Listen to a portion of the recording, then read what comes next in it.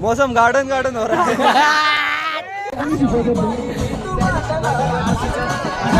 Right right. तर hello guys, good morning, सुप्रभात, नमस्कार. ऋषिकेश पुढे ब्लॉग्समध्ये. तर आज सकाळ सकाळी आम्ही चाललो होतो गोगावर टेकडीला, छत्रपती संभाजीनगरमध्ये. आज आपल्यासोबत मागं गाडीवर आज ट्रॅकिंग वगैरे नवीन काहीतरी केल्या.